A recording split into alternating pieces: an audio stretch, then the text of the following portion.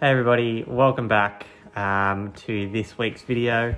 We're going to be talking about how we found our builder and then a lot of the decisions that we made in designing our tiny house.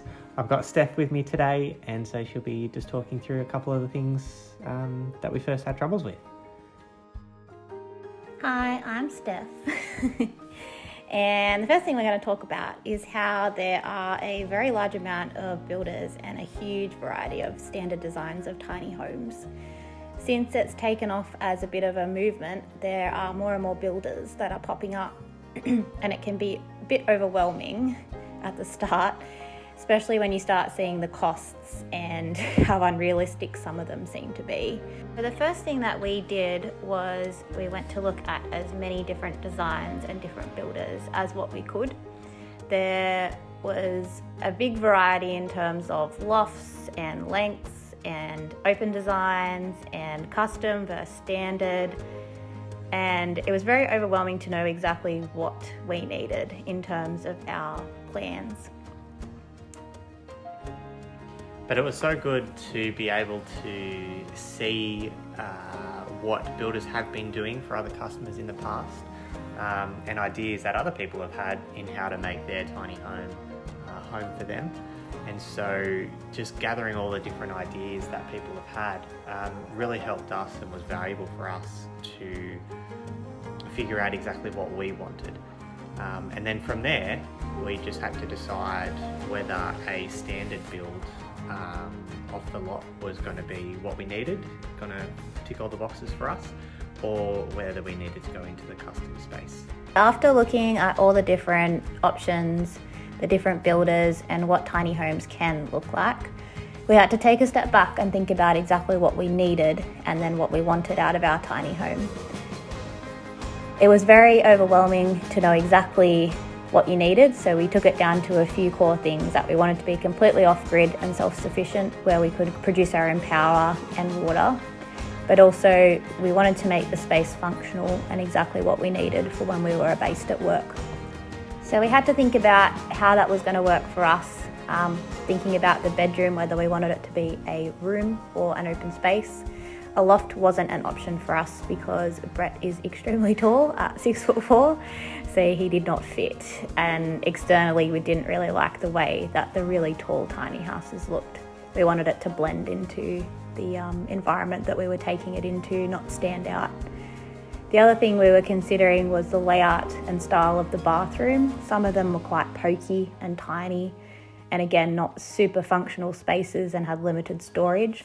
So we had to think about exactly what that would look like for us. And also in regards to how a kitchen and wardrobe space would work, we didn't feel like we needed to have a fully functioning kitchen due to how long we're there is not very long at all, but also how we'd incorporate enough space to cook, store food and also our clothes.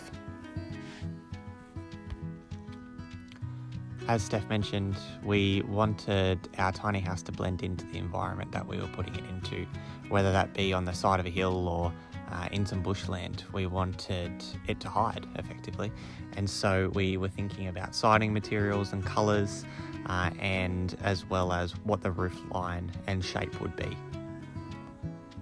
Part of the reason we started looking at tiny houses was because of the 2019-2020 bushfire season, which completely decimated parts of the south coast.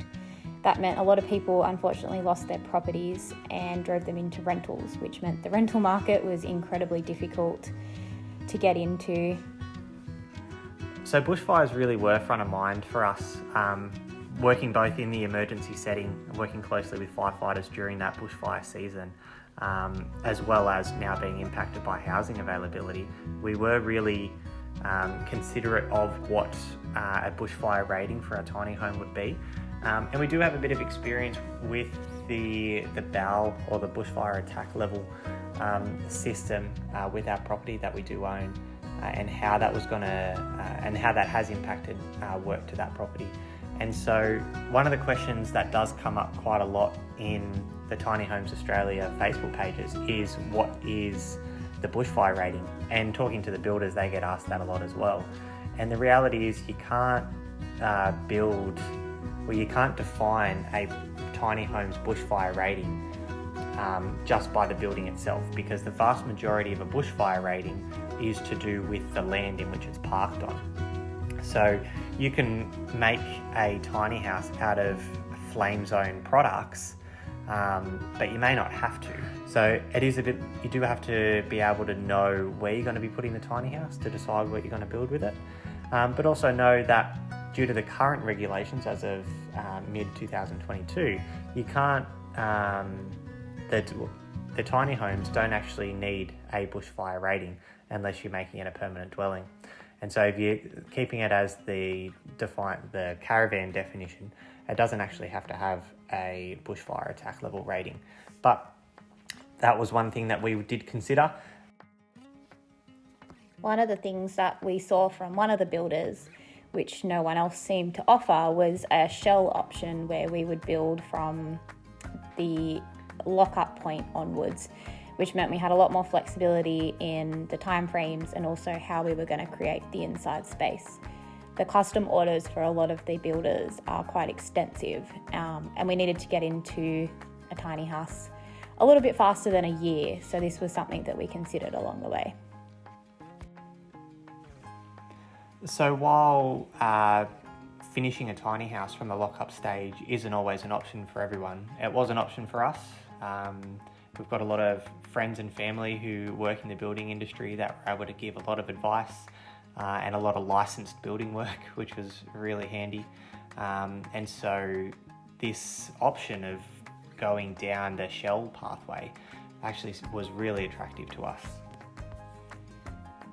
After sitting back and thinking about what our must-haves were and the nice-to-haves were, we were able to get a really good idea of what we wanted the tiny house to look and feel like and how big that space needed to be. Once we decided on a design that we felt was suited to us, we were able to go to our preferred builders and get some quotes on exactly how much it was going to cost for us to build our final design to the completed stage, but also one of the builders offered that at a lock-up shell stage. The building company that we landed on was the team from Brad the Builders out at Sydney, and they were able to provide us with a quote for a shell to lock-up stage at a really, really desirable price and an incredible time frame that we were not expecting.